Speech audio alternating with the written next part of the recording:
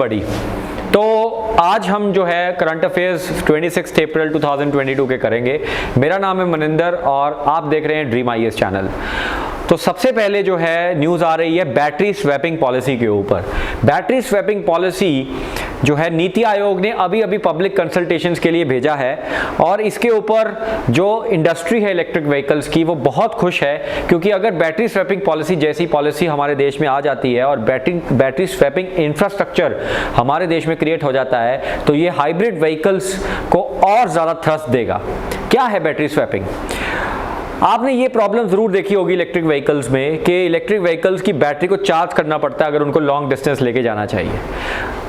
Charging stations पे क्या होता है कि जब हम इलेक्ट्रिक व्हीकल्स को चार्ज करते हैं तो काफ़ी टाइम लग जाता है चार्जिंग स्टेशंस के ऊपर, और इतना टाइम हम अफोर्ड नहीं कर सकते in the fast moving world when we have the options of going by diesel and petrol vehicles, जिसका है ना हार्डली 10 सेकंड के अंदर आपकी रिफ्यूलिंग हो जाती है। वो चीज़ बैटरी के अंदर पॉसिबल नहीं है। इसका एक सोल्यूशन जो है वो ये हो सकता है कि हम क्या करें, हम ऐसा एक इकोसिस्टम बना दें जहाँ पे हम अपनी बैटरी जो हमने यूज़ की है उसको हम दे सकें और एक चार्ज बैटरी हम उनसे ले सकें ऑन अ कॉस्ट, और उसके बाद वो जो हमने बैटरी उनको दी है वो बैटरी उसको चार्ज कर लें और किसी और को दे दें और वो अपनी डिस्चार्ज बैटरी इनको दे दें। तो इस हिसाब से बैटरी को स्वैप अगर करवा दिया जाए with a discharge battery with a charge battery और उसमें से कुछ बिजनेस या कुछ प्रॉफिट हो जाए, तो I think this is going to do wonderful thing for हमारे इलेक्ट्रिक व्हीकल्स के लिए।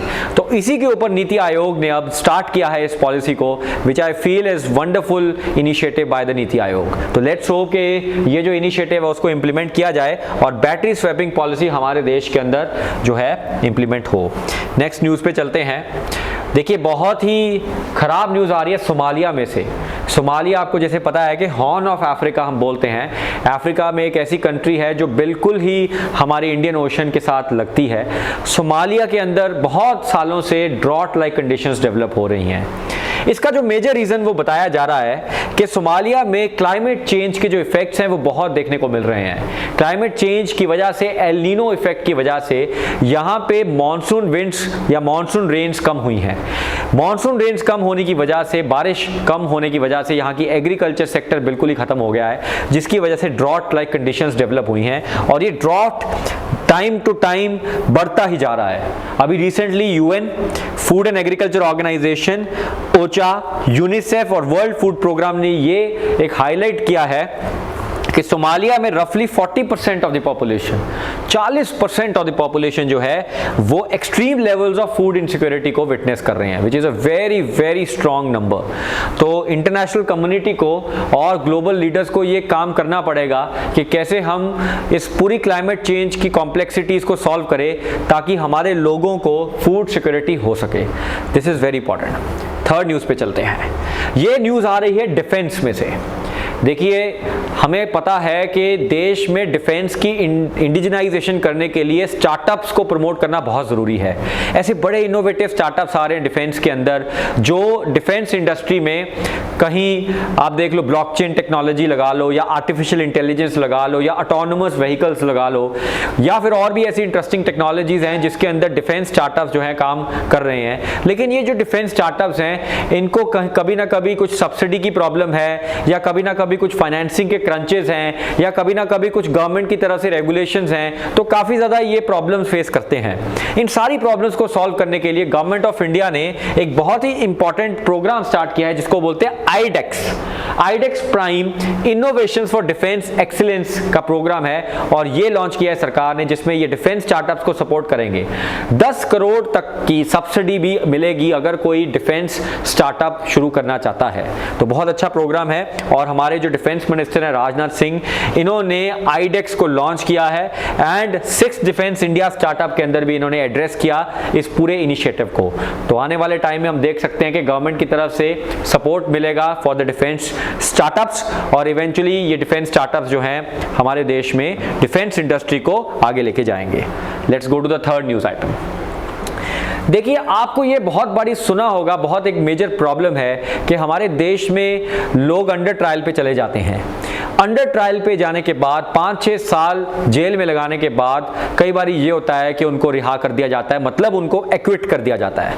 लेकिन कई बार ये जो एक्विटल होता है उसमें उनके बेचारों के 5-6 साल चले गए होते हैं एज एन इनोसेंट पर्सन।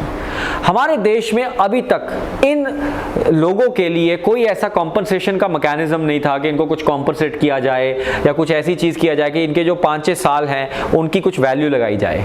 अभी बहुत अच्छी खबर आ रही है कि सुप्रीम कोर्ट ने एक पिटीशन हियर कर रही है कि जिनको रॉन्गफुली प्रोसिक्यूट किया गया है उन लोगों के लिए रिड्रेसल का मैकेनिज्म गवर्नमेंट ऑफ इंडिया की तरफ से होना चाहिए। मतलब जो लोग रॉन्गफुली प्रोसिक्यूट हो जाते हैं और हायर कोर्ट्स में जाके उनको एक्विट कर दिया जाता है, उन लोगों के लिए भी कुछ ना कुछ कॉम्पनसेशन का मैकेनिज्म डेवलप होना चाहिए और जस्टिस उनको भी मिलना चाहिए। तो लेट्स होप कि सुप्रीम कोर्ट ऑफ इंडिया इस पिटीशन को प्रॉपर्ली सुने और सुनने के बाद एक अच्छी जजमेंट जो है डिलीवर करे। फाइनली आते हैं, एकेडमिक कोलैबोरेशन हो रहा है between Indian and foreign universities. Academic collaboration, अब ये एकेडमिक कोलैबोरेशन जो है between Indian and foreign universities क्यों इंपॉर्टेंट है? देखिए, हमारे देश में university grant commission UGC higher education को प्रमोट करने के लिए बहुत ज़्यादा आप देखो कि एकेडमिक कोलैबोरेशंस करता है विद फॉरेन यूनिवर्सिटीज़। अभी इन्होंने उस पूरे प्रोसीजर को बहुत ही सिंप्लीफाई कर दिया है ताकि फॉरेन यूनिवर्सिटीज़ से हमारी एकेडमिक कोलैबोरेशन और ज़्यादा बेटर जो है वो देखी जा सके। So it will definitely revolutionise the higher education in India. Last news cover करते हैं आज की, और ये आ रही है, आप सबने सुन ही लिया होगा कि ट्विटर को $43 बिलियन में एलॉन मस्क जो स्पेसएक्स और टेस्ला के फाउंडर हैं उन्होंने परचेज किया है। इसका रीज़न वो ये बोल रहे हैं कि हमने ये इसलिए जो है परचेज किया है बिकॉज हम ट्विटर को और लिबरल बनाना चाहते हैं, उसको और freedom of speech and expression के एंगल से उसको प्रमोट करना चाहते हैं। लेकिन जब ये पूरा टेक ओवर हो रहा था तो एक पॉइजन पिल की बात की गई।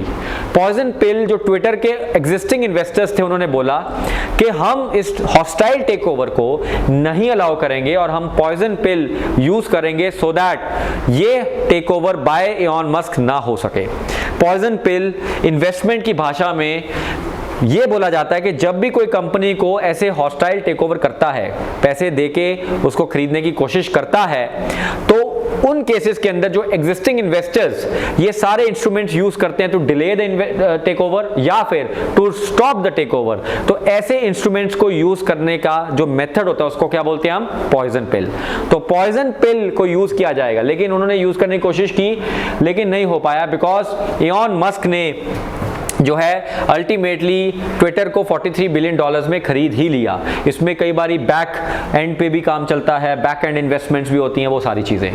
तो अभी देखते हैं कि ट्विटर आने वाले टाइम में whether it will deliver to the promise जो एलॉन मस्क बोल रहा है कि भाई ये पूरा एक freedom of speech and expression का एक फोरम बनेगा, या फिर इसमें जैसे पहले होता था कि अगर किसी ने कुछ गलत बोल दिया तो ट्विटर ने ब्लॉक कर दिया depending on the political ideologies, वो चीज़ होगी।